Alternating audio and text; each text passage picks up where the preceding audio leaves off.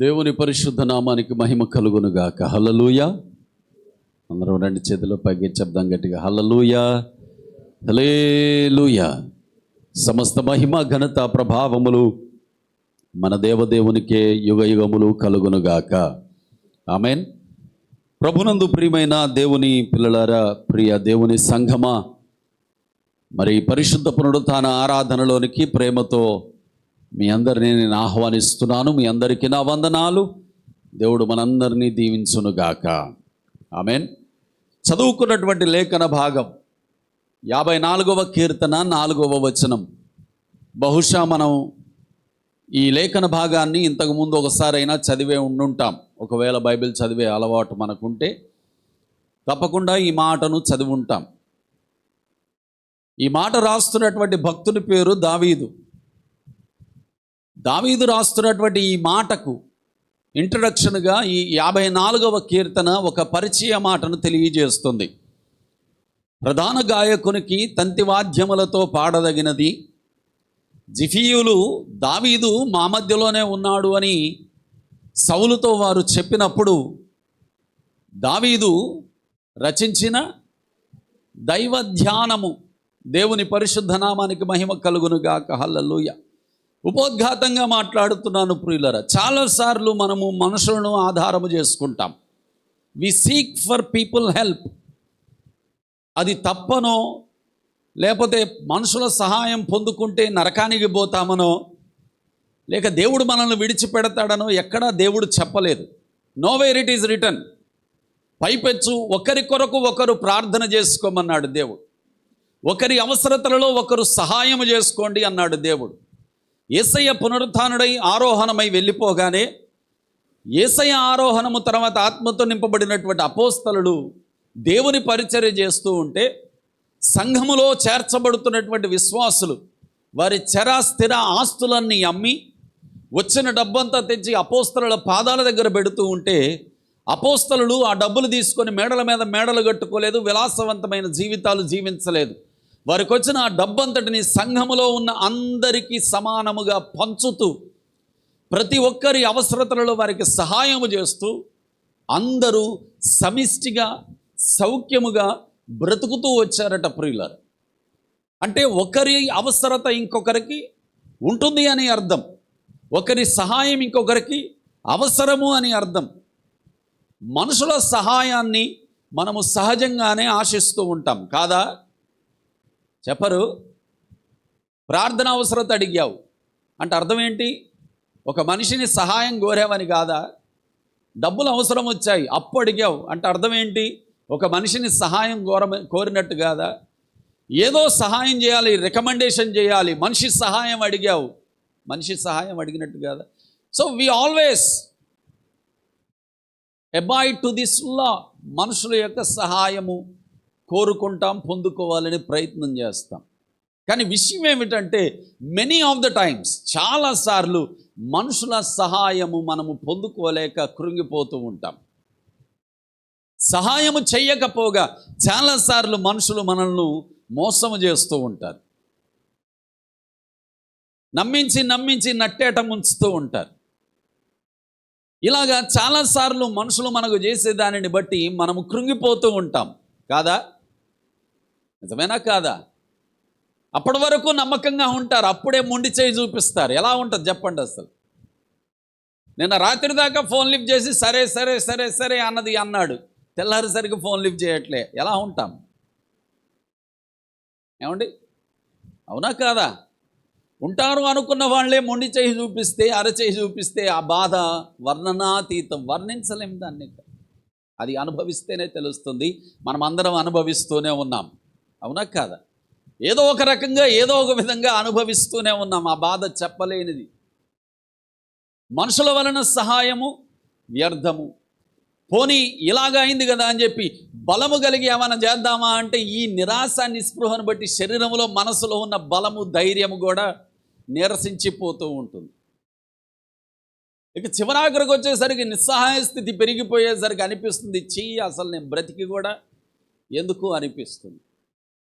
మన మీద మనకే ఒక కాన్ఫిడెన్స్ కోల్పోతాం, పొటెన్షియాలిటీ తగ్గిపోతుంది. మన మీద మనకే ఒక రకమైనటువంటి అసహ్య భావన ఏర్పడుతుంది ప్రియులరా. ఇది నిజం. దావీదు గారి గురించి ఆ ప్రారంభ వచనంలో, ఆ పరిచయ పలుకులలో కీర్తన గ్రంథం తెలియజేస్తుంది. ప్రధాన గాయకునికి దేవునికి పాట పాడుతున్నాడు దావీదు. ఏ పరిస్థితుల్లో పాడుతున్నాడు? పైపెచ్చు ఆ పరిచయ పలుకులో చివరి పదం ఈ విధంగా ఉంది, దైవ ధ్యానము అట. He is meditating upon God. ధ్యానం చేస్తున్నాడట ప్రియులరా. ఎలాంటి సమయంలో ధ్యానం చేస్తున్నాడు? ఏ పరిస్థితుల్లో ధ్యానం చేస్తున్నాడు? ఏ పరిస్థితుల్లో పాట పాడుతున్నాడు? ఏ పరిస్థితుల్లో పాట రాస్తున్నాడు? ఏ పరిస్థితుల్లో ప్రార్థన చేస్తున్నాడు? ఏ పరిస్థితుల్లో దేవుని వైపుకు చూస్తున్నాడు తెలుసా? నమ్మిన వారే నట్టేట ముంచినప్పుడు, తడిగుడ్డతో గొంతు కోసినప్పుడు, నమ్మిన వారే శత్రువు చేతికి దావీదు యొక్క రహస్యాన్ని అప్పజెప్పినప్పుడు దావీదు కృంగిపోవట్లేదు ప్రియులరా. దావీదు మనలాగా అసలు ఎందుకు ఈ బ్రతుకు అనుకోవట్లేదు.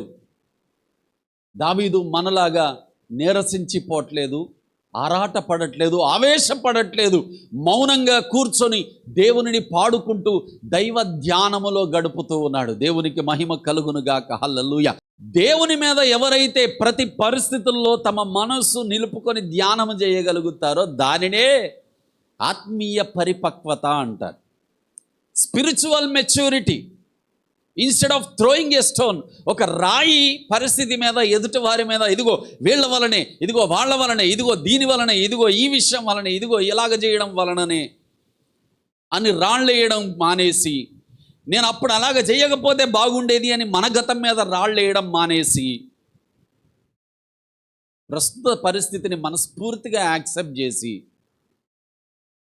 సరే జరిగేది ఎలాగో జరుగుతుంది, నా దేవుని మీద ముందు నేను ధ్యానం ఉంచుతానని ఎవరైతే హృదయాన్ని దేవుని మీద ఆధారము చేసుకుంటారో వారు నిజంగా స్పిరిచువల్ మెచ్యూరిటీ కలిగిన వాళ్ళు, ఆత్మీయ పరిపక్వత కలిగిన వాళ్ళు. దేవునికి మహిమ కలుగునుగాక. హల్లెలూయా. అలాంటి వారికి స్నేహితులు ఎక్కువ ఉండరు. You need to remember this. అలాంటి వాళ్ళకు స్నేహితులు ఉండరు, అలాంటి వారికి బంధువులు ఉండరు, అలాంటి వారికి ఎమోషన్స్ ఉండవు, అలాంటి వారికి కాంప్రమైజింగ్ ఉండదు. అలాంటి వారు దేనిని గూర్చి పట్టించుకోరు.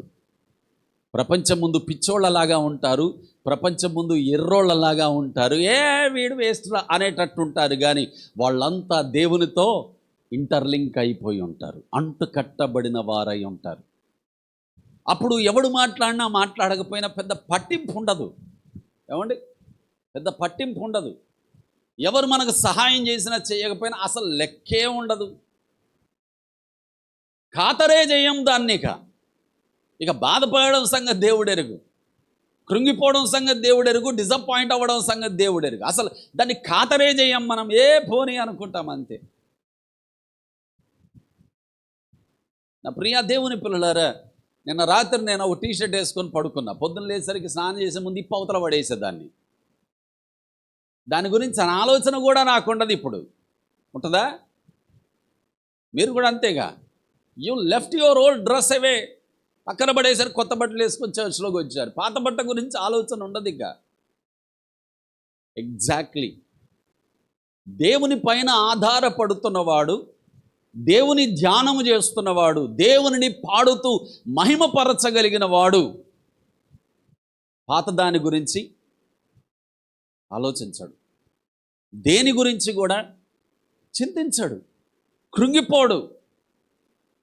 దావీదు గారే ఉన్న మినహాయింప. జిఫీయులు ప్రియులారు. ఎవరు వీళ్ళు? యూదులలో ఒక తెగ.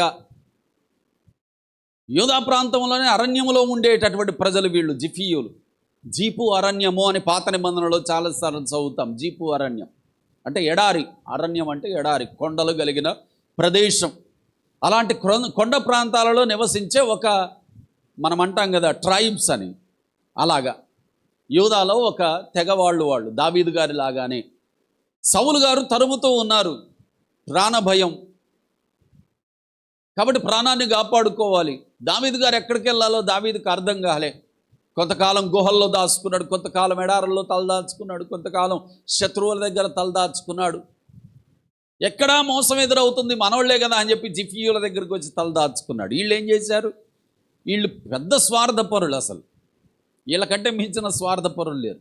స్వార్థపరులే ఎక్కువ ప్రియమైన వారిగా కనపడతారు ప్రియులారా. జాగ్రత్త. మనకు మేలు చేస్తున్న వారిగా కనపడతారు, మనకు సహాయం చేస్తున్న వారిగా కనపడతారు. స్వార్థప్రియులే మనతో ఎక్కువ మైమరిపించే మాటలు, మెప్పైన మాటలు మాట్లాడుతుంటారు. చాలా జాగ్రత్తగా ఉండాలి. వీళ్ళు మహాస్వార్థపరులు. సౌలు గారి ఫేవర్ పొందుకోవాలి. మేము మంచిగుంటే చాలు, ఎవడు నెట్టబోతే మాకేంది, వాడు మా తమ్ముడు అయితేంది, అన్న అయితేంది, అక్క అయితేంది, చెల్లి అయితేంది, నాన్న అయితేంది, అమ్మ అయితేంది, ఎవరైతే ఏంటి, మేము మంచిగా ఉన్నామా లేదా, మేము బాగున్నామా లేదా, వాళ్ళు ఎట్టబోతే మాకేంది అని అనుకునే స్వార్థపరులు ఈ జిఫియులు. అందుకే దావీదు వచ్చావా, హెల్ప్ కావాలా, ఓకే చేస్తాంలే ఉండు అని చెప్పి మెల్లగా పోయి సౌలు గారికి చెప్పారు. ఎక్కడో లేడు దావీదు, మా దగ్గరే ఉన్నాడు రా అని. ఎంత వేదన. దావీదుకు తెలిసింది ఈ సంగతి, వీళ్ళు పోయి చెప్పారు అని. ఎంత బాధ. రంపపు కోతకు గురవదు మనస్సు కదా. ఎన్నో విషయాలలో మన మనస్సు కూడా ఇలాగే రాత్రులు నిద్ర పట్టక మనసు వేదన చెందుతూ దుఃఖపడుతూ ఇలాగెందుకు చేశారు, ఇలాగెందుకు చేశారు, ఇలాగెందుకు చేశారు, నేను నమ్మాను కదా. అయితే ఏం చేద్దాం, ఇప్పుడు మనుషులు అలాగే చేస్తారు. అందుకే దేవుని వాక్యం స్పష్టంగా అంటుంది, ఎవ్వడు నమ్మదగిన వాడు కాదు. No one is trusty. ఎవ్వడు నమ్మదగిన వాడు కాదు. మనుషులందరూ స్వార్థప్రియులు, మనుషులందరూ లోభము చూసుకునేవారు. ఎవరిది వాళ్ళే. యేసయ్యతో అన్నాడు పేతురు, నీ ప్లేస్లో నేను చచ్చిపోతా అన్నాడు. అన్నాడా లేదా? నీకు అది దూరమైపోవును గాక, నీకు అసలు అట్లాంటి సావు రాకుండాను గాక అని దీవిస్తూ యేసయ్యతో అంటాడు, నీవు చచ్చిపోయే పరిస్థితి వస్తే నీ ప్లేస్లో నేను చచ్చిపోతా అన్నాడు. 24 గంటలు గడవక ముందే 3 సార్లు యేసయ్య ఎవరో తెలవదు అన్నాడు. ఇక చెప్పండి, వాట్ ఆర్ యువర్ ఆడ్స్? నీ కంప్లైంట్ ఏంటి మరి ఇప్పుడు? యేసయ్యతో ఉన్నవాడే యేసయ్యను ముద్దు పెట్టుకొని అప్పగించేశాడు. నీ కంప్లైంట్ ఏంటి? నీవు సేవిస్తున్న నీ దేవుడే డైరెక్ట్గా మోసాన్ని, అబద్ధాన్ని రుచి చూశాడు. వాట్ ఆర్ యూ అండ్ మీ? నువ్వు నేను ఎంత? కానీ యేసయ్య పేతురు మీద మనసు పెట్టుకోలేదే. పేతురు నువ్వు ఎందుకు చేశావురా అని అనలేదే. యూదా ఇస్కరియోతును, ఏమి యూదా ఇస్కరియోతు, నాతోనే తిన్నావుగా ఈ 3.5 సంవత్సరాలు, నాతో తిరిగావుగా, ముద్దు పెట్టి అప్పగిస్తున్నావేంటి అనలే Yesayya. He's not at all caring them. వాళ్ళని అసలు పట్టించుకోవట్లేదు యేసయ్య. పోయి మోకాళ్ళేసి ప్రార్థన చేస్తూ, తండ్రి నీ చిత్తమే జరుగునుగా. ఎంత సమాధానం అండి, ఎంత సమాధానం. సరే, సావు సంగతి దేవుడు, కొరడ దెబ్బ సంగతి దేవుడు, కానీ హృదయం, మనస్సు దేవుని పైన ఆనుకుంటుంది ప్రియులారా. అందుకే దేవుడు అంటున్నాడు, ఎవని మనస్సు నా మీద ఆనుకుంటుందో వానిని నేను పూర్ణ శాంతి గలవానిగా చేస్తున్నాను. దేవునికి మహిమ కలుగునుగాక. హల్లెలూయా. అందుకే చెబుతున్నాను, దేని గురించి పట్టింపు ఉండదు, దేవుని సమాధానం మనలో ఉండాలి. దేవుని పైన ఆనుకునే మనస్సు మనకు ఉండాలి ప్రియులారా.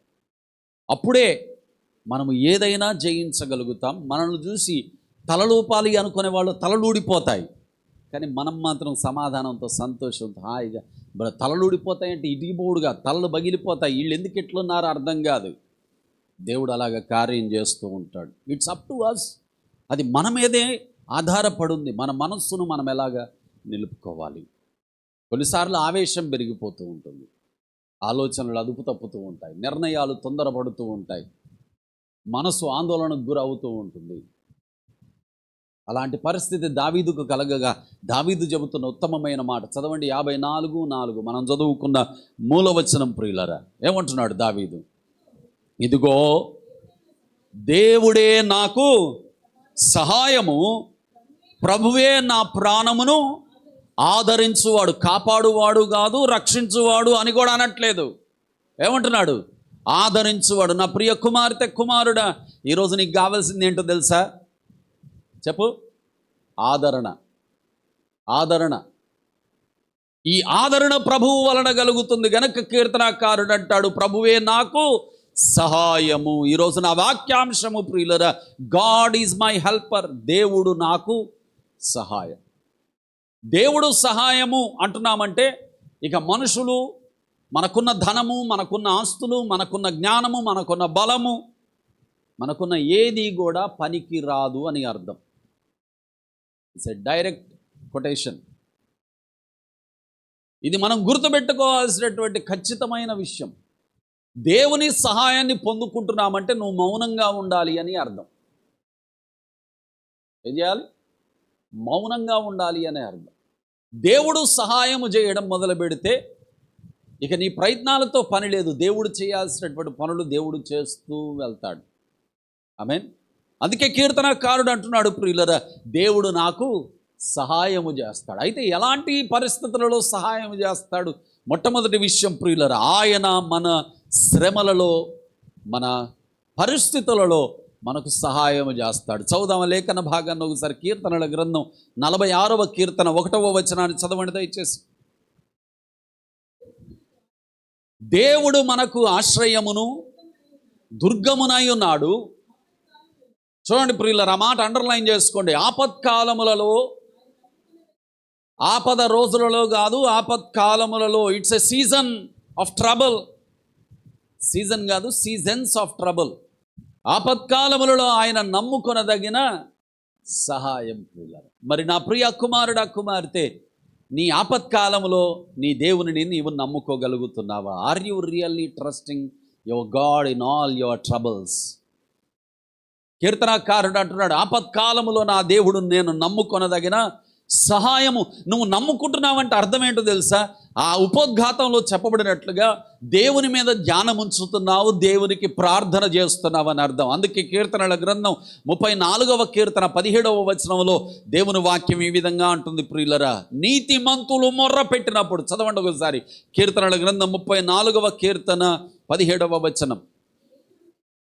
నీతిమంతులు మొర్ర పెట్టగా యెహోవా ఆలకించును. చెప్పండి అందరు దయచేసి. నేను దేవునికి మొర్ర పెట్టగా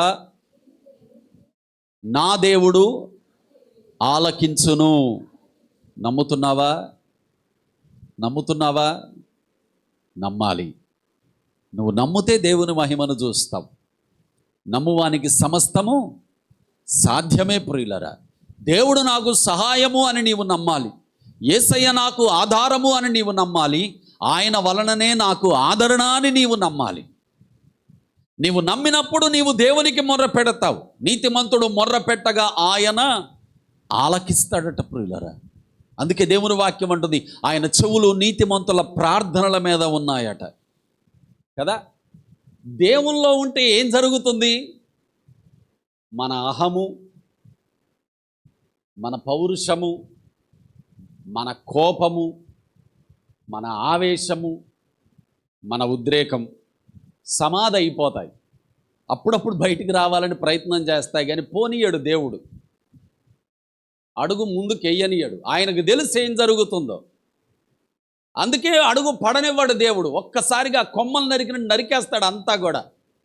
నరికేసి మనల్ని అప్పటికప్పుడే నేను ఇది చెయ్యకూడదు అనేలాగా చేస్తాడు దేవుడు. దేవునికి మహిమ కలుగునుగా. హల్లెలూయా. ఇక ఎవరైనా అది తప్పి చేస్తున్నారు అంటే దేవుని భయం లేదని అర్థం. Please remember this. దేవుని భయం లేదని అర్థం. దేవుని భయం ఉన్న వాళ్ళైతే వారు పూర్ణముగా దేవుని పైన ఆధారపడతారు ప్రియులారా. నీతిమంతుల మీద దేవుని యొక్క చెవి సిద్ధంగా ఉందట. ఎందుకు? వారు ప్రార్థన చేసినప్పుడు వారి ప్రార్థనలు ఆలకించడానికి. మరి నీవు యేసు రక్తములో కడగబడినటువంటి సంఘానివి. యేసు క్రీస్తునందు విశ్వాసం ఉంచువాడు తప్ప ఎవడు నీతిమంతుడు? ఎవరు నీతిమంతులు? మరి యేసయ్యలో విశ్వాసం ఉంచినటువంటి నీవు నీతిమంతుడవు, నీతిమంతురాలవే కదా. మరి నువ్వు శ్రమలను చూసి ఎందుకు ఆవేశం, ఆరాటం, బాధ, ఇబ్బంది, దిగులు, కన్నీరు, వేదన? దేవుని దగ్గర ప్రార్థన చేయడం మొదలుపెట్టు. నీతిమంతులు ప్రార్థన చేసినప్పుడు ఆయన ఆలకించును. ఆలకిస్తాడేమో కాదు, ఆలకించును. ఆయన ఆలకించి నిన్ను ఆదరిస్తాడు కనుక దేవుని వాక్యం అంటుంది ప్రియులరా, నీతిమంతులు ప్రార్థన చేయగా యెహోవా ఆలకించును. మరి ఇప్పటి వరకు విన్నావు కదా, అందుకే అడుగుతున్నా, చెప్పు, నమ్ముతున్నావా? Are you really believing? ఇది నేను అడుగుతున్న ప్రశ్న కాదు, యేసయ్య ఒక తండ్రిని అడిగిన ప్రశ్న. నీవు నమ్ముతున్నావా? ఈరోజు మనల్ని అడుగుతున్నాడు, నువ్వు నమ్ముతున్నావా? సమాధానం చెప్పరే, ఇట్టి వదిలేస్తారే. సమాధానం నోటితో చెప్పండి. నమ్ముతున్నావా? నీవు మనసులో ఒప్పుకొని నీ పెదవులతో నీవు పలికినప్పుడే అది రక్షణ. అందుకే చెప్పిస్తా, నీ పెదవులతో ఒప్పుకోవాలి. అది నీ హృదయ తీర్మానం. నువ్వు నమ్ముతున్నావు గనక నమ్ము ప్రియులరా. ఈరోజు నేను చెబుతున్నాను, దేవుని మహిమను చూస్తావు. ఆమేన్. దేవుని మహిమను చూస్తావు. అయితే నమ్మిక నుండి దేవుని మహిమ వరకు నీవు దావీదు వలె దేవుని మీద ధ్యానముంచు. Rest upon your God. నీ దేవుని మీద ఆధారపడు. ప్రార్థన చేయడం మొదలుపెట్టు. అప్పుడు నీ ప్రభువు నీ శ్రమలలో నీకు సహాయము చేస్తాడు. ఒకరోజు ఒక గాడిద గుంటలో పడిపోయిందట. గుంట కొద్దిగా విశాలమే గనక ఇబ్బంది లేదు, సావదది. గాడిద యజమానుడు దాన్ని పైకి లాగాలని ప్రయత్నం చేస్తున్న వాడి బలం సరిపోవట్లేదట. ఇంతలో అటు ఇటు పోతున్న ప్రజలు అంటున్నారట, ఇంకేముంది, ఇది ముసలిది అయిపోయింది, దీన్ని కప్పెట్టే, గుంటలో పడ్డది, మట్టి కప్పేయి అంటున్నారట అందరు. అనడమే కాకుండా మట్టి పోస్తున్నారు అందరు దాని మీద కప్పెట్టేయాలని. అదేం చేస్తుందో తెలుసా? పోస్తున్న మట్టిని అలాగా విదిలించేసి దులిపేసి ఆ మట్టి కుప్ప పెరుగుతున్న కొద్ది మట్టి ఎక్కి బయటకు వచ్చేసింది. అది దేవునికి మహిమ కలుగునుగా. కళ్ళల్లో మట్టి కుప్ప ఎక్కి బయటకు, దేవుని సహాయం అలాగుంటుంది కదా. దేవుని సహాయం అలాగుంటుంది. నువ్వు అనుకోవు, కానీ నీ ప్రభు అయిన యేసుక్రీస్తు అద్భుతమైన సహాయాన్ని పంపుతాడు.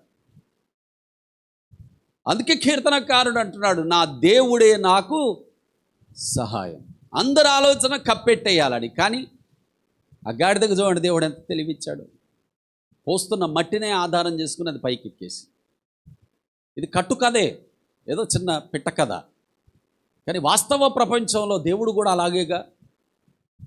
మనం ఏదైతే కీడు అనుకుంటామో, మనం ఏదైతే నష్టం అనుకుంటామో, మనం ఏదైతే ఇక లేదు అనుకుంటామో, ఏదైతే శూన్యం అనుకుంటామో, ఏదైతే చీకటి అనుకుంటామో, ఏదైతే అయిపోయింది అనుకుంటామో, అక్కడి నుండే మన ప్రభువు మనకు సహాయాన్ని పంపుతాడు, మనకు మేలు చేయడం మొదలు పెడతాడు. When we are zero, God starts working. దేవుడు పని చేయడం మొదలు పెడతాడు ప్రియులారు. మరి అలాంటి దేవుడిని నువ్వు నమ్ముతున్నావు. ప్రార్థన చేస్తున్నావా? ప్రార్థన చేస్తున్నావా? ధ్యానం చేస్తున్నావా? ఆయన మీద ఆధారపడుతున్నావా? ఇది మనం ప్రశ్నించుకోవాల్సిన విషయం. ఏలయనగా కీర్తనకారుడు అంటున్నాడు, నా దేవుడే నాకు సహాయము. ప్రియులరా, కనుక దేవుని సహాయము మొదటిగా మన శ్రమలలో మనకు సహాయం చేస్తుంది. చెప్పండి అందరూ, మన శ్రమలలో మనకు సహాయము చేస్తుంది. రెండవది ప్రియులరా, దేవుడు మనకు అనుగ్రహించే సహాయము చాలా వ్యక్తిగతమైనది. It is totally personal. దేవుడు మనకు సహాయం చేసేది చాలా వ్యక్తిగతం. మీకు అర్థం కావడానికి చెబుతాను ఈ మాట. ఇప్పుడు నా కొడుకున్నాడు, 10 మంది పిల్లల మధ్యలో ఆడుకుంటున్నాడు. వాడిని చూస్తుండగానే కింద పడిపోయాడు అనుకుందాం. ఈ ఫెల్ డౌన్, కింద పడిపోయాడు అనుకుందాం. నా పక్కనున్నోడు పిలిచి, అరే నా కొడుకు కింద పడిపోయాడు, పోయి లేపురా అంటానా? నేనే పరుగెత్తుకొని పోయి లేపుతానా? చెప్పాలి. ఇలస్ట్రేషన్, ఉదాహరణ. నా పక్కన ఉన్నోడిని పోయి లేపురా అంటానా? నేనే పరుగెత్తుకొని పోయి లేపుతానా? ఎందుకు? వాయ్, నా కొడుకు గనక, నా ప్రాణం, నా రక్తం, నా బలం, నాకు సమస్తము గనక నేనే వెళ్ళి సహాయము చేస్తాను. మరి నీ ప్రభువు నీకు ప్రాణం ఇవ్వలేదా? నీ ప్రభువు తన ప్రాణమునిచ్చి, తన ప్రాణమునే వెలగా బలిగా అర్పించి నిన్ను నన్ను కొనుక్కున్నాడు కదా. మరి మనము కష్టాలలో ఉన్నప్పుడు, శ్రమలలో ఉన్నప్పుడు మనం ఆయనకు మొర్ర పెడితే మొహమాడు తిప్పుతాడా? ఏమండి, నువ్వు మాట్లాడదని చెవులు మూసుకుంటాడా? నువ్వు ఎప్పుడు వస్తావా అని ఎదురు చూస్తున్నాడు ఆయన. అంటే నువ్వు పడిపోవాలి, ఎప్పుడు పడిపోతావో వచ్చి లేపుదామని కాదు ఆయన ఆలోచన. శ్రమలు నిన్ను పడగొట్టడానికి వచ్చినప్పుడు he is ready to help you. Call, పిలువు ఆయనను. కొడుకు పడిపోతే నేను ఎలాగా పర్సనల్గా తీసుకుంటానో, అలాగే నీ దేవుడు కూడా నీకు వ్యక్తిగతంగా సహాయం చేస్తాడు. అందుకే భక్తుడు ఇలాగా మాట్లాడుతున్నాడు ప్రియులారా. చూడండి దయచేసి హెబ్రీయులకు రాసిన పత్రిక 13వ అధ్యాయం. హెబ్రీయులకు రాసిన పత్రిక 13వ అధ్యాయం 6వ వచనాన్ని చదవండి. అక్కడ భక్తుడు ఇలాగంటున్నాడు, నా దేవుడే నాకు సహాయము అంటున్నాడు. చూడండి దయచేసి. కాబట్టి ప్రభువే నాకు సహాయము. అంతేకాదు ప్రియులారా, 23వ కీర్తన 1వ వచనాన్ని చదవండి. యెహోవా నా కాపరి, నాకు లేమి కలగదు. అక్కడేమో 13:6లో సహాయము అంటున్నాడు, ఇక్కడేమో కాపరి అంటున్నాడు. సహాయానికి ముందు ఒక మాట పెట్టాడు, కాపరికి ముందు కూడా అదే మాట పెట్టాడు. ఏంటది? నా. ఏంటది? నా. My personal. మాకు కాదు, నాకు. దేవుని యందు నమ్మకం ఉంచేవారు ప్రియులరా దేవునిని ఎప్పుడు పర్సనల్గా భావిస్తారు. They consider everything as their personal. ఇప్పుడు నాకు ఇష్టమైన నా ఫ్రెండు నాకు ఇష్టం లేని వాళ్ళతో మాట్లాడితే నాకు సుర్రం అంటది అన్నదా? మీకు కూడా అంతేగా, అవునా కాదా? మనకి ఎక్కువ ఇష్టమైన వాళ్ళు మనకి ఇష్టం లేని వాళ్ళతో మాట్లాడితే కోపం రాదా? ఎందుకు కోపం వస్తుంది? వాళ్ళు నీ ఆస్తులు ఏమైనా తిన్నారు, నీకేమైనా నష్టం చేశారు, వాళ్ళు మాట్లాడుకుంటారు, వాళ్ళ ఇష్టం. నీతో మాట్లాడకపోతే అప్పుడు నువ్వు అడగాల. నీతో మాట్లాడుతున్నారు అయినా ఎందుకు కోపం? ఎందుకంత కోపము అంటే ఇట్స్ అవర్ పర్సనల్, నాది అనుకున్నప్పుడు ఇక అది చాలా డీప్గా ఉంటుంది. ఇప్పుడు ఇలా ప్రాణమే క్రయం అయిపోద్ది దానికోసం కదా, బికాస్ నాది.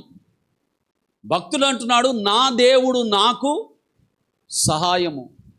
కీర్తనకారుడు అంటున్నాడు, నా దేవుడు నా కాపరి. అంటే దేవుడు ఎంత సహాయకుడో, ఎంత కాపరో, ఎంత ప్రభావము కలిగి తన పిల్లల పట్ల పనిచేస్తున్నాడో భక్తులకు అర్థమైంది కాబట్టి అంత మాట అంటున్నారు పిల్లలు. మరి నీకు అర్థమైందా? నీకు అర్థమైందా? నీకు అర్థమైతే నీ దేవుణ్ణి పర్సనల్గా పట్టుకుంటావు నువ్వు. అందుకే యేసయ్య ఏమన్నాడో తెలుసా?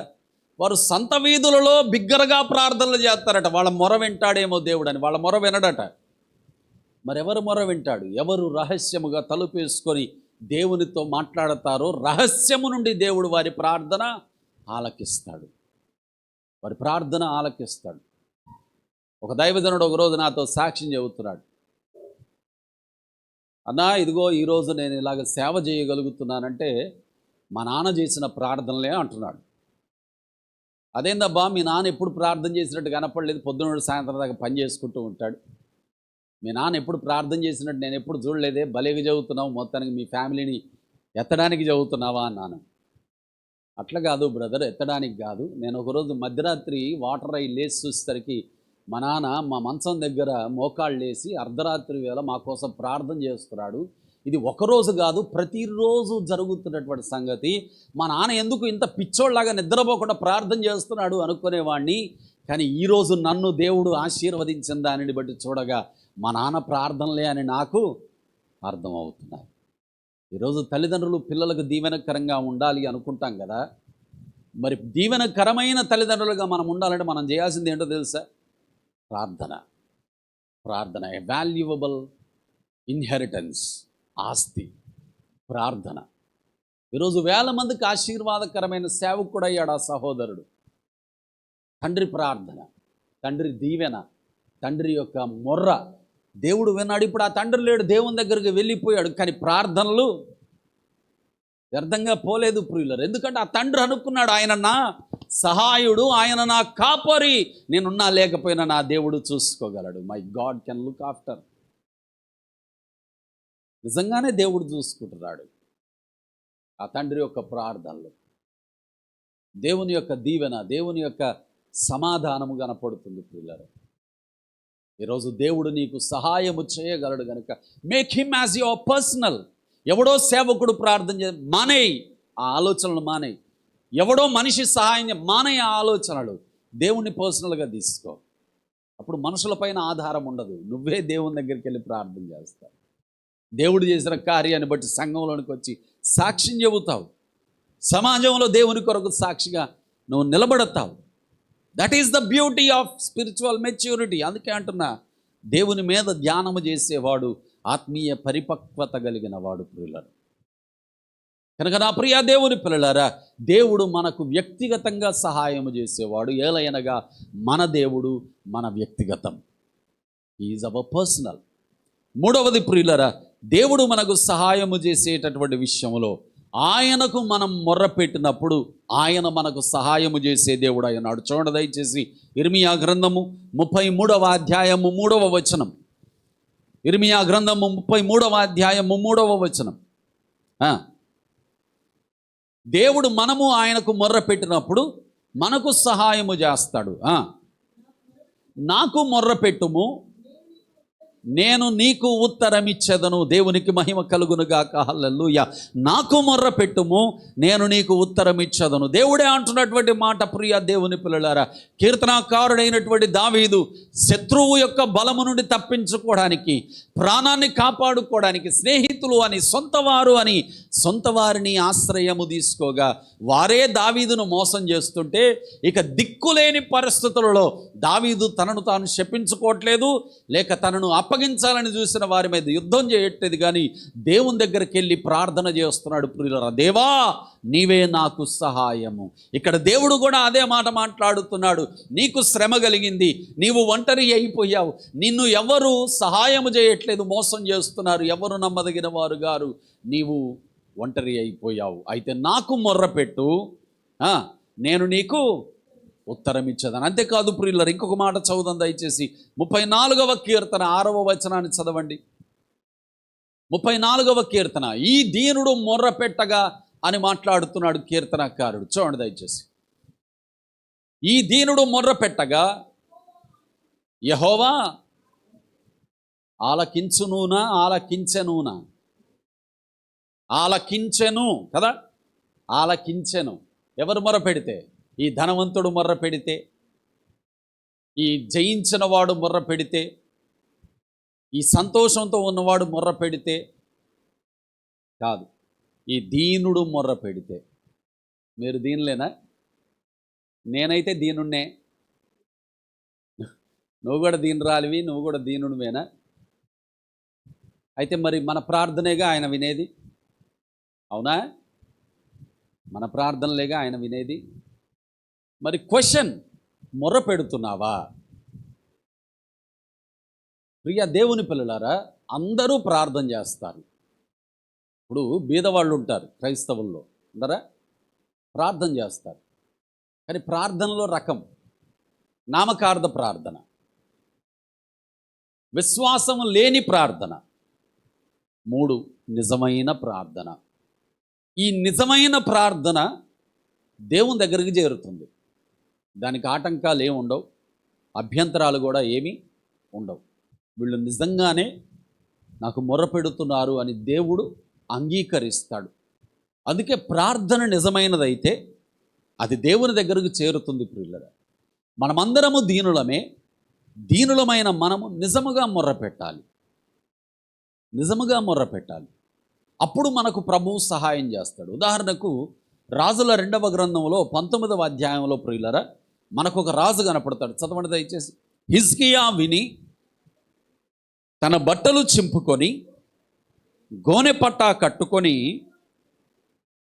ఆ మాట అండర్లైన్ చేసుకోండి, యెహోవా మందిరమునకు పోయి, హిజ్కియా గురించి దేవుని వాక్యం మాట్లాడుతుంది. ప్రియులారా, ఎవరి హిజ్కియా, ఎలాంటి వాడి హిజ్కియా అంటే 18వ అధ్యాయం చూడండి. అదే రాజుల 2వ గ్రంథము 18వ అధ్యాయము 5వ వచనం నుండి చదవండి దయచేసి. 18వ అధ్యాయం 5వ వచనము నుండి. అతడు అనగా 1వ వచనంలో చెప్పబడింది చూడండి ఎవరో ఆయన, కన్ఫర్మేషన్ కోసం. ఇశ్రాయేలు రాజును ఏలా కుమారుడైన హోషేయ ఏలుబడిలో 3వ సంవత్సరమందు యూదా రాజును ఆహాజు కుమారుడైన హిజ్కియా అట. ప్రియులరా, హిజ్కియా ఎవరు అనగా యూదులకు రాజు, యూదుల రాజు. ఈ యూదా రాజు అయినటువంటి హిజ్కియా ఎలాంటి వాడో 5వ వచనంలో అతనిని గూర్చి వాక్యమే సాక్ష్యం ఇస్తుంది. చూడండి. అతడు ఇశ్రాయేలీయుల దేవుడైన యెహోవా యందు విశ్వాసముంచిన వాడు. అతని తరువాత వచ్చిన యూదా రాజులలోను, అతని పూర్వీకులైన రాజులలోను అతనితో సమమైన వాడు ఒక్కడునూ లేడు. అతడు యెహోవాతో హత్తుకొని ఆయనను వెంబడించుటలో వెనుక తీయక, ఆయన అనగా దేవుడు మోషేకు ఆజ్ఞాపించిన ఆజ్ఞలన్నిటినీ గైకొనుచుండెను. కావున యెహోవా అతనికి తోడుగా ఉండెను. తాను వెళ్ళిన చోటనెల్లా అతడు జయము పొందెను. అతడు అష్షూరు రాజునకు సేవ చేయకుండా అతనికి తిరుగబడేను. ప్రియ దేవుని పిల్లలారా, ఈ హిజ్కియా దేవుని యందు భయభక్తులు కలిగిన వాడు, దేవుని ఆజ్ఞలను అనుసరించి నడుస్తున్నవాడు. హిజ్కియా గురించి దేవుని వాక్యం అంటుంది, యూదులను పరిపాలించిన రాజులలో హిజ్కియా కంటే ముందు పరిపాలించిన వారిలో కానీ తర్వాత పరిపాలించిన వారిలో కానీ హిజ్కియా లాంటి సమానమైన వాడు ఎవడు లేడు. అంత ఘనుడు, అంత యథార్థవంతుడు, అంత నీతిమంతుడు, అంత దేవుని యందు భయభక్తులు కలిగిన బాధ్యత కలిగినటువంటి రాజు ఇంకొకడు లేడు అట ప్రియులారా. అతడు దేవుని యందు యథార్థత కలిగి భయభక్తులు కలిగి ప్రార్థన చేస్తూ వాక్యానుసారంగా జీవిస్తున్న దానిని బట్టి హిజ్కియాకు దేవుడు తోడై ఉన్నాడు. హిజ్కియా వెళ్ళిన ప్రతి స్థలములో దేవుడు హిజ్కియాకు జయము కలుగజేస్తూ వచ్చాడు. కనుక హిజ్కియా దేవుని దృష్టిలో దయ పొందిన వాడయ్యాడు. అయితే హిజ్కియా ఈ అష్షూరు రాజు యొక్క ప్రభావములో ఉన్నాడు, కానీ అష్షూరు రాజు యొక్క ఆలోచనలకు కానీ ఆయన చెప్పేటటువంటి విధి నియమాలకు కానీ హిజ్కియా ఒప్పుకునేవాడు కాదు. ఎందుకు? ఈ అష్షూరు రాజు ఒక అన్యుడు. ఈ అష్షూరు రాజు ఒక భయంకరమైన క్రూర స్వభావము కలిగిన వాడు, దేవునినే అపహాస్యము చేస్తున్నవాడు, ప్రత్యేకంగా యూదుల దేవుడైన యెహోవాను అపహాస్యము చేసేవాడు. కాబట్టి హిజ్కియాకు నచ్చేది కాదు. ఓకే, నువ్వు నాకు స్నేహితుడువా, నాకంటే పెద్దోడివా, విలువిస్తా. కానీ దేవుని దగ్గరకు వచ్చేసరికి పర్సనల్, నేను లొంగను, నీ ఆలోచనలకు ఒప్పుకోను, నా వ్యక్తిగత విశ్వాసం నాది అని తన విశ్వాసాన్ని ధైర్యంగా కాపాడుకుంటున్నవాడు హిజ్కియా. ఈ అష్షూరు రాజు కోపం వచ్చింది, హిజ్కియా లొంగట్లేదని కోపం వచ్చి యూదా రాజ్యం మీద ముట్టడి వేసి యూదా రాజ్యాన్ని పట్టుకోవడానికి వచ్చిన ఈ అష్షూరు రాజు అంటాడు, సన్హెరీబ్ అంటాడు, ఇశ్రాయేలీలను మేము పట్టేసుకున్నాం, 10 గోత్రాల రాజ్యం ఇజ్రాయేలును, దక్షిణ రాజ్యం, ఉత్తర రాజ్యం మేము పట్టేసుకున్నాం. కాబట్టి నువ్వు పెద్ద శక్తిమంతుడవేం కాదు, నీకున్నదే 2 గోత్రాలు, నీదొక చిన్న రాజ్యం, నిన్ను కూడా పట్టుకుంటాం, ఏ దేవుడు నిన్ను విడిపిస్తాడో మేము చూస్తాం. ఇది అష్షూరు రాజు పలుకుతున్న గర్వపు మాటలు. మనుషులు కూడా ఇలాగే అంటారుగా, ఎవడు సహాయం చేస్తాడో నేను చూస్తా అంటారా లేదా? చూస్తే ఎవడు సహాయం చేస్తాడో నేను చూస్తా, ఎవరిని చేయని నేను కూడా చేయను అంటారు. చాలామంది అంటారు అలాగే. అష్షూరు రాజు కూడా అలాగే ఊగిపోతున్నాడు. సరే, గర్వం ఉంటే ఉండొచ్చు, చేయనీయకపో దేవుని గురించి ఎందుకు నీకు? వచ్చి దేవుని మధ్యలోకి దూరాడు. ఏమంటాడు హిజ్కియాతోని? నీవు సేవించుతున్న నీ దేవుడు కూడా నిన్ను దప్పించలేడు, జాగ్రత్త, లొంగిపో నాకు అంటున్నాడు హిజ్కియాతో. అలాగ ఒక్కసారి కాదు, 2 సార్లు. ఇప్పుడు ఇలాగ అంటూనే హిజ్కియా పంపినటువంటి రాయబారులతో మాట్లాడుతూ ఒక పత్రిక రాశాడు, ఇదిగో ఈ టైం కల్లా నీ రాజ్యాన్ని నేను ఇలాగ చేసేస్తాను అని అష్షూరు రాజు ఒక పత్రికను రాసి పంపితే, అప్పుడు హిజ్కియా ఆ పత్రికను పట్టుకొని దేవుని మందిరములోనికి వెళ్ళి దేవుని బలిపీఠము దగ్గర ఆ పత్రికను తెరిచి దేవుని దగ్గర ప్రార్థన చేస్తున్నాడు. ప్రియులారా, దేవునికి మహిమ కలుగునుగాక, హల్లెలూయా. అష్షూరు రాజు బలమంతడితో వచ్చాడు అంటున్నాడు, దేవుడు కూడా నిన్ను విడిపించలేదు అంటే వాడికి ఎంత బలం ఉంటుంది, ఎంత చిన్నగా హిజ్కియా గురించి నిజంగా హిజ్కియా చిన్నవాడే, గెలవలేడు, రాజ్యము లేదు, బలము లేదు, సైన్యం అంతగా సరిపోదు, అష్షూరు సైన్యం అంత పెద్ద సైన్యం. అలాంటి వాళ్ళు ఒక తాకీదు రాసి డిక్లరేషన్ని పంపగా ఆ డిక్లరేషన్ పట్టుకొని వెళ్ళి దేవుని మందిరంలో ప్రార్థన చేస్తున్నాడు. ప్రియులారా, దేవా, శత్రువు ఇలాగా మాట్లాడుతున్నాడు, నీ ప్రజల మీద ఇలాగా విర్రవీగుతున్నాడు, ఒక్కసారి నువ్వు చూసుకో ప్రభువా, ఒక్కసారి నువ్వు చూసుకో ప్రభువా అని ప్రార్థన చేయడం మొదలుపెట్టాడు. ప్రియులారా, దేవుడు ఆ రాత్రి ఒక దూతను పంపాడు, 180,000 మందిని అష్షూరు సైన్యంలో నుండి దేవుడు కొట్టేశాడు. దేవునికి మహిమ కలుగునుగాక. 180,000 మందిని దేవుడు తన దూతను పంపి రాత్రికి రాత్రి చంపితే ఏం జరుగుతుందో అర్థం కాక అష్షూరు రాజు, అష్షూరు సైన్యం పారిపోయి దాక్కున్నారట. దేవునికి మహిమ కలుగునుగాక, హల్లెలూయా. అడ్రస్ కూడా లేదు అష్షూరు రాజుకైతే. ఏం జరిగిందో అర్థమయ్యే లోపే సైన్యం అంతా చచ్చిపోయి పడుంది పాపం, పారిపోయారు. అడ్రస్ లేకుండా చేశాడు దేవుడు. మళ్ళీ రాలే ఇక యోధా రాజ్యం మీద జోలికి కూడా రాలే. నా ప్రియ దేవుని పిల్లలారా, హిజ్కియా దీనుడే, ఒంటరి వాడే, దేవుని యందు భయభక్తులు కలిగిన వాడే, మంచి సాక్ష్యం ఉంది. కానీ శ్రమ వీడిపోలేదు. చూసారా, దేవుడు ఎక్కడా కూడా నీకు శ్రమ రాదు అని మనల్ని మభ్యపెట్టలేదు. నీకు శ్రమ కలగదు అని ఒక్క దగ్గర కూడా దేవుడు వాగ్దానం ఇవ్వలేదు. కానీ శ్రమలో నీకు సహాయం చేస్తాను అన్నాడు. శ్రమ కలుగుతుంది. అలాగని చెప్పి నువ్వు ఊహించే అంత శ్రమే కలుగుతుందంటే వెర్రితనం. నువ్వు ఊహించనంత శ్రమ కలుగుతుంది, నువ్వు భరించనంత శ్రమ కలుగుతుంది, నువ్వు తట్టుకోలేనంత శ్రమ కలుగుతుంది. అందుకే ప్రారంభంలోనే చెప్పాను ఏమని, చివరికి చీ బ్రతికెందుకు అనిపించే అంత శ్రమ కలుగుతుంది. హిజ్కియాకు ఆ శ్రమ వచ్చింది, కానీ ఓడిపోయాడా? ఓడిపోలేదు ప్రియులారా. ఎందుకో తెలుసా? తన శ్రమలో దేవునికి మొర్ర పెట్టుకున్నాడు. దేవునికి మహిమ కలుగును గాక. హల్లెలూయా. శ్రమలో దేవునికి మొర్ర పెట్టుకున్నాడు ప్రియులారా. మన శిరస్సులు మన శ్రమలో మన దేవుని దగ్గర ఉంచుదాం. మన దేవునికి మనం ప్రార్థన చేద్దాం. అప్పుడు మన ప్రభువు మనకు సహాయం చేస్తాడు. మన శ్రమ దేని విషయంలో? మన పిల్లల విషయంలో ఆలోచనలు, మన కుటుంబం విషయంలో ఆలోచనలు, మన ఆర్థిక విషయాల్లో ఆలోచనలు, ఆరోగ్యం విషయంలో ఆలోచనలు, మన పనులలో ఆలోచనలు, మన కోరికలు, మన ఆశలు, మన తలంపులు, ఎన్నో రకాలైన విషయాలలో మనకు ఆలోచనలు, మనకు ప్రయత్నాలు. అవి ఫలించినప్పుడు మనకు శ్రమ, అవి మనకు జరగనప్పుడు మనకు వేదన, మనకు దుఃఖము, మనకు బాధ, మనకు చింత. వెంటనే మనం అనే మాట, దేవా చూడట్లేదా, పట్టించుకోవట్లేదు. శ్రమ కలిగినప్పుడే ఆయన నీకు సహాయం చేయడానికి సిద్ధంగా ఉన్నాడు. పట్టించుకోకుండా ఉండడు ఆయన, చూడకుండా ఉండడు ఆయన. కానీ నువ్వు మొర్ర పెట్టాలి, నువ్వు మొర్ర పెట్టాలి. He will run for you. ఆయన నీకు సహాయుడు. ప్రియ సహోదరి సహోదరులారా, ఈ జిఫీయులు పోయారు, ఆ సౌలు పోయాడు. దావీదు చివరికి సింహాసనం ఎక్కి ఇదే యూదులను పరిపాలించడం మొదలుపెట్టాడు. దేవుని మందిరము కొరకు ప్రణాళికలు వేశాడు. చక్కటి వృద్ధాప్యమందు సమాధానముతో దావీదు చనిపోయాడు.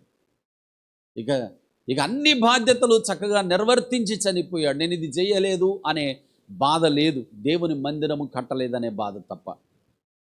అది కూడా దేవుడు తీర్చేశాడు. నువ్వు కాదు, నీ కొడుకు గడతాడులే అని. సమాధానముతో చనిపోయాడు, మంచి వృద్ధాప్యములో చనిపోయాడు. దావీదు జీవితంలో దేవుడు సమస్తాన్ని జరిగించాడు ప్రియులారా. ఎందుకో చెప్పనా? దావీదు దేవునిని సహాయముగా కలిగి ఉన్నాడు. అందుకే మనుషుల గురించి ఆలోచించలేదు, ఖాతరు చేయలేదు, పట్టించుకోలేదు, లెక్క చేయలేదు. నమ్మిన వారే గొంతు కోస్తున్న దేవుని దగ్గర ధ్యానం చేస్తున్నాడు. పాట పాడి దేవుణ్ణి మహిమపరచగలరు. అసలు వాక్యం చెబుతుంది ఎందుకు తెలుసా? నువ్వు సంతోషంగా ఉన్నావా, పాటలు పాడు అంటుంది. కానీ బాధలో పాటలు పాడుతున్నాడు దావీదు. అంటే బాధలో కూడా దేవుణ్ణి బట్టి సంతోషిస్తున్నాడు కదా. అదే పౌలు అంటాడు, అతిశయించువాడు క్రీస్తును బట్టి అతిశయించాలి. అతిశయించువాడు తనకు కలుగుతున్న శ్రమలలో అతిశయించాలి. ఎవడు క్రీస్తును బట్టి శ్రమలలో అతిశయిస్తాడో వానికి దేవుడు సహాయము చేస్తాడు. ఎవని మనస్సు దేవుని మీద ఆనుకుంటుందో వానిని దేవుడు పూర్ణ శాంతి గలవానిగా చేస్తాడు. కనుక నా ప్రియ కుమారుడా, కుమార్తె, నీ మనస్సు దేవుని పైన ఆనుకునేలాగా చూసుకో. నీవు దేవునికి మొర్రపెట్టు, రహస్యముగా దేవునితో నువ్వు మాట్లాడుకో. అప్పుడు సేవకులు చేసే ప్రార్థనలు, తోటి విశ్వాసులు చేసే ప్రార్థనలు నీ వ్యక్తిగత ప్రార్థనకు బలము చేకూరుస్తాయి. ఈ ప్రార్థనలన్నీ దేవుని దగ్గరికి చేరినప్పుడు తగిన సమయంలో ఒక గొప్ప ద్వారము దేవుడు తెరుస్తాడు. అప్పుడు నీ శత్రువులు నీకు సహాయము చెయ్యనివ్వను అని భీష్మించుకున్న వారందరూ కూడా తలలు పట్టుకొని కూర్చొనేలాగా దేవుడు చేస్తాడు. కనుక చెప్పండి అందరూ, దేవుడే నాకు సహాయము, నా దేవుడే నాకు ఆదరణ. కనుక నా ప్రియా దేవుని పిల్లలారా, make God your helper, make God your comforter. దేవుడు సహాయుడు అని నమ్మండి, ఆయన ఆదరణకర్త అని నమ్మండి. దేవుడు మిమ్మల్ని బలపరచునుగాక. ఆమేన్. ప్రార్థన చేసుకుందాం ప్రియులారా. దయచేసి లేచి లోబడదాం, తలలు ఉంచుదాం, కళ్ళు మూసుకుందాం, ప్రార్థన చేసుకుందాం. దావీదు తనకు కలిగిన శ్రమలో పానిక్ అవ్వట్లేదు, ఆయన ఆరాట పడట్లేదు, ఆవేశపడట్లేదు, ఆయన తికమక పడట్లేదు. దావీదు దేవునిని ధ్యానము చేస్తూ ఉన్నాడు. దేవా నీవే నాకు సహాయము అని తన ప్రభువును ప్రతిష్ఠించుకుంటూ ఆదరణ పొందుకుంటున్నాడు. మరి నీ మనస్సు కృంగిపోయింది, నీ హృదయం ఎన్నో రకాలుగా ఆలోచిస్తుంది, నీ కనులు ఎన్నో వైపు సహాయము కొరకు చూస్తున్నాయి, కానీ అవన్నీ వ్యర్థమని నీకు అర్థమైపోయింది. మరి ఈరోజు ప్రభువు నీతో మాట్లాడుతున్నాడు. నేనున్నాను, నేను సహాయం చేస్తాను, నేను ఆదరిస్తాను, నాకు నీవు మొర్ర పెట్టగలవా, నా పైన నీవు ఆనుకోగలవా అని యేసయ్య తన చేతులు నీ వైపు చాపుతున్నాడు. మరి నీ తీర్మానం ఏంటి? నీ సమాధానం ఏంటి? ఎవని మనస్సు ఆయన మీద ఆనుకొనునో వారిని పూర్ణ శాంతి గలవానిగా ఆయన చేస్తున్నాడు. అందుకే దేవుడు అంటున్నాడు, నాకు మొర్ర పెట్టుము, నేను నీకు ఉత్తరం ఇచ్చేదను. నా ప్రభువే నాకు సహాయుడు, నా దేవుడే నా కాపరి. ఈరోజు ఈ తీర్మానము నీదైతే నీ హృదయపూర్వకంగా, దేవా నా సహాయము నీవే ప్రభు అని యేసయ్యతో చెప్పు. ప్రేమగల మా మహాపరిశుద్ధ తండ్రి, మమ్మల్ని మీ రక్తమిచ్చి మీ ప్రాణమును అర్పించి నీ రక్తమును నీ ప్రాణమనే వెలగా చెల్లించి రక్షించుకున్న దేవుడవు నీవు. మమ్మల్ని విమోచించిన మా తండ్రివి నీవు ప్రభువా. కనుక మా శ్రమలో మాకు సహాయము నీవే, మా వ్యక్తిగతంగా మాకు సహాయము నీవే, మేము మొర్ర పెట్టినప్పుడు మాకు సహాయము నీవే, మేము నీ వైపు చూచినప్పుడు మాకు సహాయము నీవే. కనుక తండ్రి, మేము ధైర్యము తెచ్చుకుంటున్నాం దేవా. ఈ బోధించిన ఉపదేశము ద్వారా ప్రభువా, మేము మా హృదయాలను ధైర్యముతో నింపుకుంటున్నాం. మాకు సహాయం చేయండి. మిమ్మల్ని ఆధారముగా చేసుకుంటున్నాం. కీర్తనాకారుని వలె నీ మీద ధ్యానం ఉంచడానికి తీర్మానం తీసుకుంటున్నాం.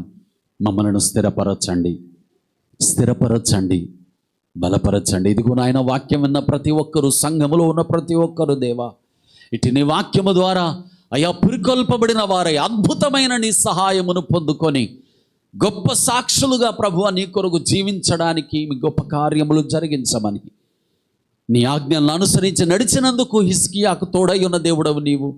వెళ్ళిన ప్రతి స్థలములో జయము కలుగు చేసిన దేవుడవు నీవు. మరి నాయన, ఈ నీ పిల్లలు ప్రభువా నీ ఆజ్ఞలను అనుసరించి నీకు ప్రార్థించి నడుచుట నేర్పించండి. నడిచినది మొదలుకొని ప్రభువా సహాయము చేయండి. యేసు నామం ద్వారా ప్రార్థిస్తూ ఈ మనవులను వేడుతూ వాక్యాన్ని బట్టి కృతజ్ఞతలు చెల్లిస్తున్నాను తండ్రి. ఆమేన్, ఆమేన్, ఆమేన్. అందరికీ వందనాలు. దేవుడు మనందరినీ దీవించును గాక.